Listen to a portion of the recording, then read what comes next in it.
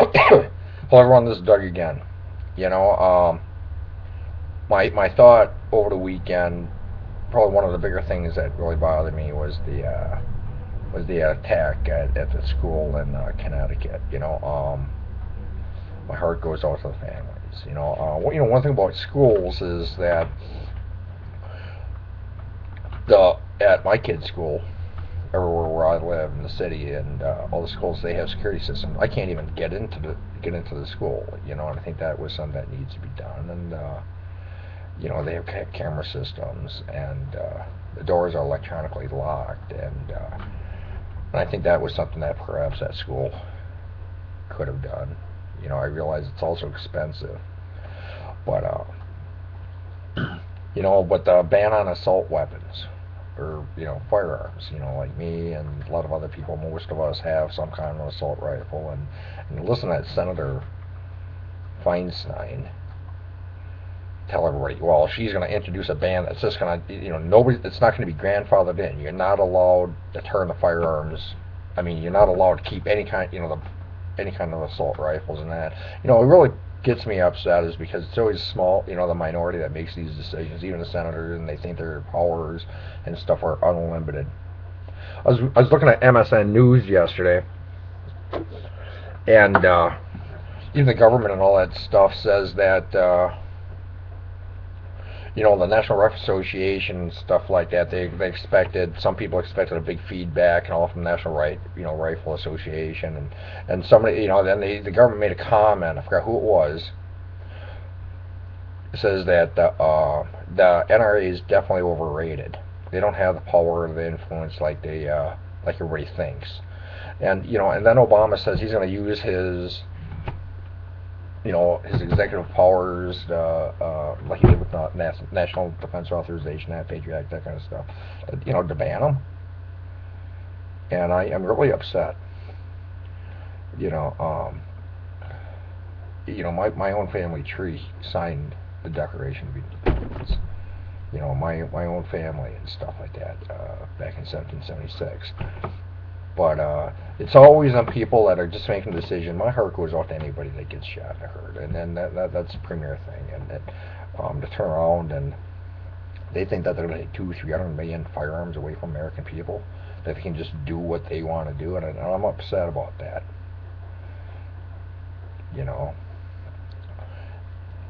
It. The big thing is, I want to tell a story here. In there's this really big forest, and then there's a campground in the forest. There's a little girl that had gone out, wandered away from the campsite, and in the forest, and a bear mauled her. And of course, the family finds her, of course, died, passed away. But it upsets everybody else in the campground. Grandma, or grandpa, mom, dad, brothers, they all go out and looking for this grizzly bear, whatever it was. But the thing is, I couldn't find the bear. Well, because it was pretty sneaky, pretty sly, could hide everywhere, pretty mobile. So what everybody at this campground decided, got together and says, we're going to burn the entire woods down. In doing so, they just didn't kill the bear. They killed every little thing in that woods, whether it's ants, colonies, beehives, deer, bunny rabbits, squirrels, chipmunks, whatever. Everything that, birds, everything that lived in that woods, just to get to that grizzly bear. But they took it upon themselves. They didn't care about what happened to the other animals and things like that habitat in this woods. But they were so determined to get this bear. I don't blame anybody for being upset for their child, whatever, getting killed and stuff like that. I don't. But at the same time, I think the greater good is Americans need to protect themselves. Whether it's somebody just trying to rob them or whatever. For what? For the American people to turn, why should good people turn in their firearms? Or just the bad people have them? So people can come to my house and just steal stuff like they did in Hurricane Sandy out in New York City, Atlantic City, New Jersey, and stuff like that. For go house to house looting like they did. Walk right in the house right when the families are there and take stuff in front of them.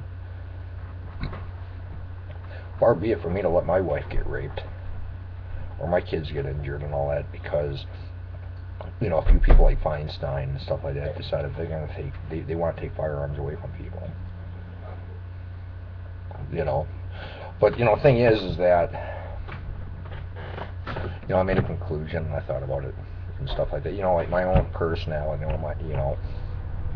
I'm obviously I don't. I'm not so much. I don't want anybody to think I'm anti-government, but I'm not an anarchist. And to me, I have a really, really strong belief in God, and that God leads me to lead a very morally correct life and do the right thing. I never want to hurt anybody, of course not, and most people don't. Even though I'm a prepper, having firearms and stuff like that is just something that I have to use for defense. But I would never. But the big thing is, for me, prepping is, I got gear, we got food storage and whatever. And that's a big key concept. And it doesn't help us with National Geographic. Doomsday preppers make these people, make everybody preppers look like idiots. And some of them shows are just like that, are just outrageously stupid, But I came to the conclusion that there, a few things, if they go around and wanting people's firearms and turn them in, that's what gets me. They'd expect everybody that had just bought an AR, AK, whatever, let's say over this weekend, like an AR, $1,100. They get, let's say, 10 magazines for about $10, $11 each, and 1,000 rounds of ammo. By the time they're done, let's say about $1,700, $1,600. They should just have to turn it in, and the government doesn't think that they're gonna they need to reimburse these people. But I made the decision. I don't care what the ban is. I am not turning in any of my firearms at all. It's not right, nor is it fair. It's unfortunate with some of these, what you hear about that movie theater in Aurora, Colorado, and this school. My heart definitely goes out to the person. What are they going to do next? What's the government going to do next? Take our knives away so people don't knife each other? So people, that's the point. In 1931, when Japan invaded China, and they banned martial arts. Learn how to hand-to-hand combat, self-defense, so people can stay weak. And it wasn't up until the later 70s that they were allowed to practice martial arts again. They think they can just do it, and what do the Chinese do? They continue to practice in private. Same thing as the Christians in China. Even though Christianity and reading the Bible and stuff like that's outlawed, but they do it at home. And a lot of these countries like that, what they do is they stop the internet. So they can't reach these places and stuff. They're trying to monitor and ban, certain websites and stuff like that, so Chinese people don't get it. But and the thing is you wonder why other people hate the United States. I know. I lived overseas, not just as a soldier, but as a civilian. When we are going to piss people off. Especially, do you blame anybody for hating us? Granted, the government doesn't really represent the people here, like today. Not like in World War II or stuff like that. But heck, we go to war against Al Qaeda in Afghanistan and stuff like that. We go to war with Iraq and destabilize them countries. So we fight 11 years of continuous warfare there. And then at the same time, you wonder why. And then they're supporting Al Qaeda and all that in Syria and Egypt and Libya. We destabilize them countries so bad that they're in a perpetual state of civil war. Look how many thousands of people died. Thousands upon tens of thousands. You wonder why? Because the United States keeps going over there and trying to tell them, this is the religion we want you to believe. We want you to believe in God. Heck with Allah. Allah is all screwed up, whatever. But people, it doesn't matter whether I believe in Allah or anything like that. But the thing is that it's being told, somebody telling them they don't have freedom of religion. That's what we were based upon. And they tell them that you're supposed to think and feel this way, and it doesn't work. American governmental systems and culture does not work over there. You just can't go over there and change them. Look at Israel, and they were persecuted for 4,000 or 5,000 years, and they've been fighting against the Arabs just so they have a right to exist and feel and do the way things they want to do. And everybody else thinks that they can just tell Israel what they're going to do. And then that's the problem. The government just thinks that they can just go in and take what they want. And that's where these problems are with us. I think the time is where if they start going house to house or something like that, I think you'll probably hear last of me. And I will probably leave. And I think, or something like that. But I'm not going to... I will not let anybody go take anything what I got away from me. I know Feinstein and stuff, she's talking more about the minority, I realize that even the American people were really the majority and stuff like that. And, but they never let a good disaster go to waste.